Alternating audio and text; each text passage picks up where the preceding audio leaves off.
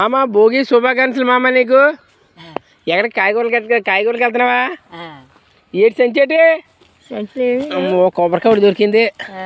సంచెట్టుకో ఓ సపాటకే దొరికింది. ఎక్కడికి వెళ్తున్నావు ఇప్పుడు? ఎల్బడి చెట్టు గడ పడుకోలేదా? ఇక్కడ పడుకుంటలేదు, ఇంటికి వెళ్ళిపోతున్నావా? చీలో పడుకుంటుందాను కదా. ఏం కూర? ఎన్ని గంటలకు వెళ్ళు? నిన్న 5 గంటలకి. కాయగూరలు ఎక్కడే పండిస్తున్నావు? అక్కడ వంగ తోట, మిరప తోట. ఎంత తీసావు? ఎంత మీ మళ్ళీ చేసాక ఉంటుంది. అరెకరం ఉంటుందా? అచ్చా 30 సెంట్లు. హాయ్ ఫ్రెండ్స్, మామగారు అయితే 30 సెంట్లు వంగ తోట కూర బొబ్బరి పండించి కాయగూరలు కోసి కొలిమిరి అంటే సుమారు ఇక్కడికి 8 కిలోమీటర్లు ఉంటుందండి.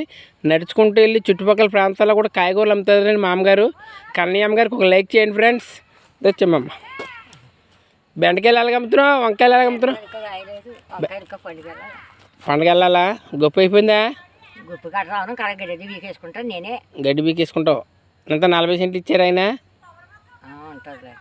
రైతు 40 సెంట్లు ఫ్రీగా ఇచ్చారండి. అందులోని బామ్మగారు అయితే వంగ తోట 4 గంటల ధాన్యం కూడా ఇచ్చారటండి. ఆ రైతు కూడా మకం కాడ పడుకుంటుందండి. మామగారు అయితే మన వర్షాన్ని ఊడ్చినందుకు ఆ రైతుని 4 కట్టాలు ధాన్యం ఇచ్చారటండి. ఏం పేరు ఆయన పేరు?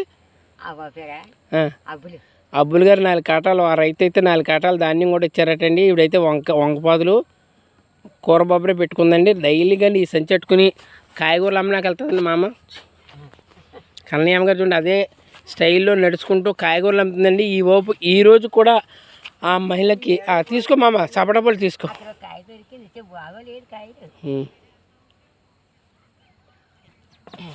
సరే వచ్చి